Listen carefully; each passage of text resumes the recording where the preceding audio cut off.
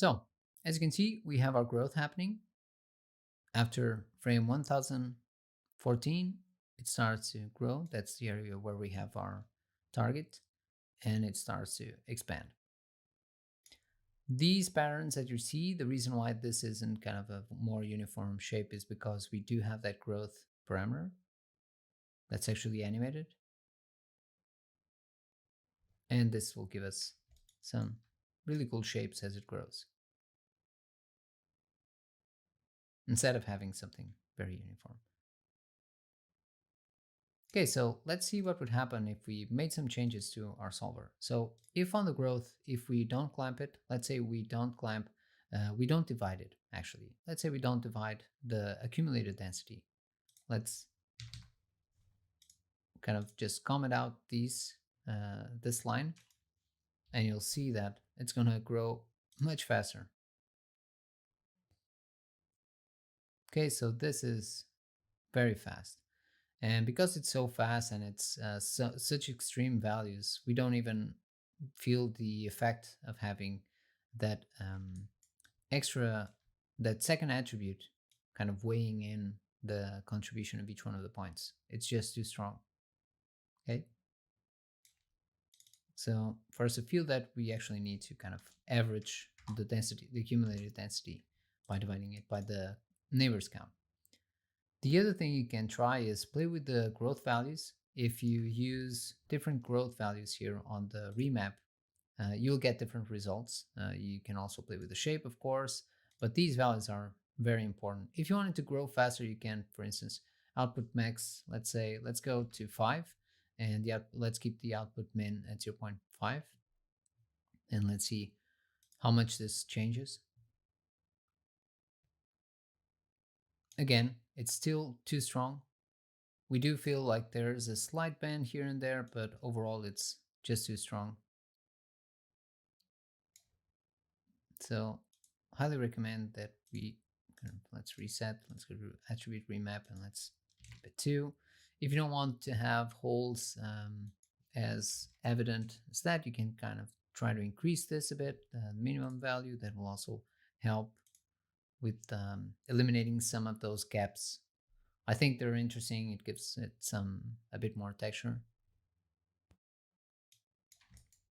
Okay, so we do have some patterns happening, but the minimum value isn't low enough for it to kind of break the pattern. It's still too uniform for me, at least. So I'll go with those values, 0.5 and 2. I think this is a good ratio between one and the other. You can, of course, intensify the contrast.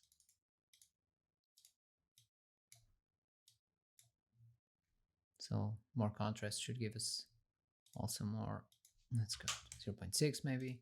And to accelerate the growth, you can always go to here, substeps, and make sure you increase this to 3. This should give you a lot more happening. So it'll be pretty much growing 3 times faster.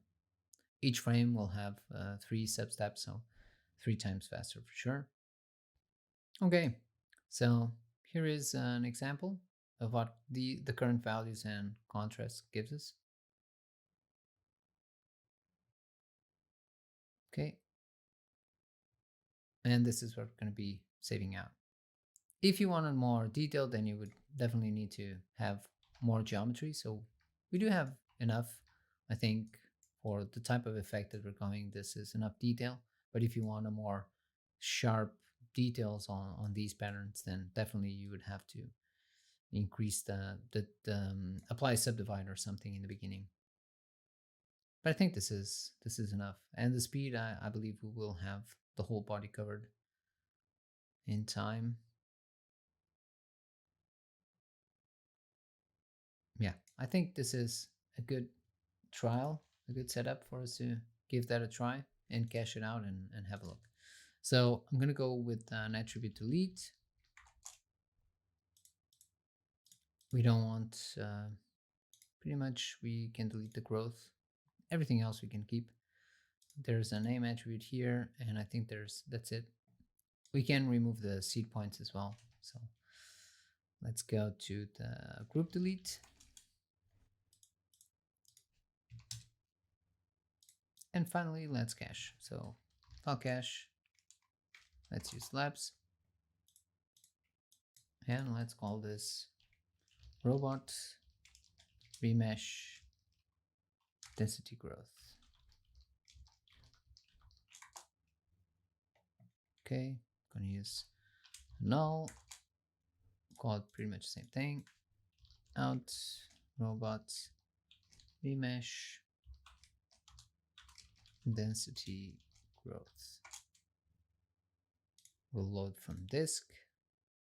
Everything else seems to be in order. It is a simulation, and let's save to disk. Should be pretty fast. It's almost all done. Great, so let's have a look at what we have. Hit play, and we have our growth effect going through.